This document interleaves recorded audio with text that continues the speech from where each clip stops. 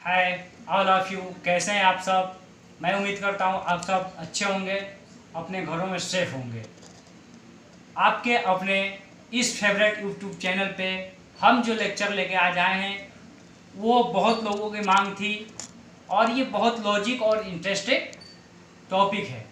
तो आज जिस टॉपिक पे हम बात करेंगे उसका नाम है कि मजिस्ट्रेट और जज में क्या अंतर होता है। इसी टॉपिक पे आज का ये लेक्चर तैयार है। तो मैं एक बात आप सबसे कहना चाहता हूं कि अभी तक जिन्होंने मेरे इस यूट्यूब चैनल को सब्सक्राइब नहीं किया है तो प्लीज़ आप सब ज़रूर सब्सक्राइब करें और ज़्यादा से ज़्यादा अगर वीडियो पसंद आता है तो शेयर करें। तो आज जिस टॉपिक पे बात करने वाले थे मैंने पहले बताया मजिस्ट्रेट और जज में। तो जो मजिस्ट्रेट होता है वो दंडाधीश होता है और जो जज होता है वो न्यायाधीश होता है।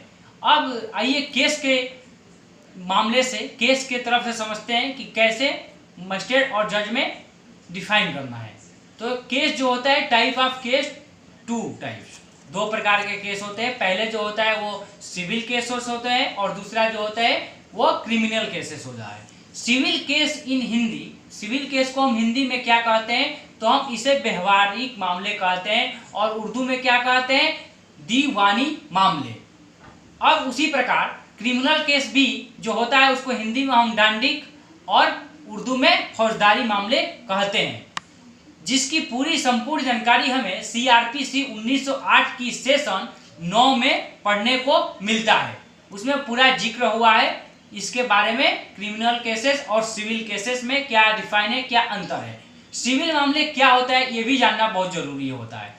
सिविल मामले किस टाइप के होते हैं, ऐसे मामले जिसमें अधिकार, क्षतापूर्ति और परिरोध की या अनुतोष की मांग करते हैं, इसकी सुनवाई जज करता है। उसी प्रकार ऐसे अपराध, ऐसे मामले या कहें कि ऐसे केस जिसमें दंड की मांग हो, जिसमें पनिश की मांग हो, उसको हम क्रिमिनल केसेस कहते हैं। इसकी सुनवाई हम कौन करता है तो इसकी सुनवाई मजिस्ट्रेट करता है। जैसे, और ये भी बहुत महत्वपूर्ण बात होती है कि बहुत से केस ऐसे भी होते हैं जो दोनों टाइप के होते हैं। मान लीजिए कि आपके घर में किसी ने जबरदस्ती कब्जा कर रखा है, आप न्यायालय गए, आप कोर्ट गए, तो वहाँ पे अपने एडवोकेट के तरफ से आपने याचिका दायर की, पिटीशन दायर किया कि सर मुझे उस घर पर अधिकार दिलाया जाए रहने के लिए और आने जाने का जो मेरी आर्थिक लॉस हुई है उसकी पूर्ति करा दिया जाए।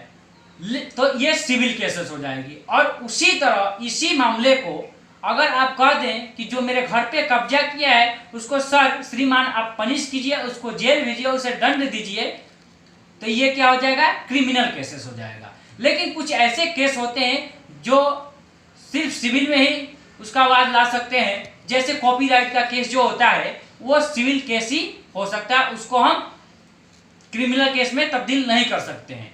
जज कौन होता है, जज वो होता है जो निचली अदालत में बैठता है। जैसे मान लीजिए कि डिस्ट्रिक्ट जो जज होता है, जिला न्यायाधीश उसे हम कहते हैं, वो सिविल केस की ही सुनवाई करेगा और जो सेशन कोर्ट यानी सत्र न्यायाधीश होगा वो हमारी क्रिमिनल केसेस की सुनवाई करेगा।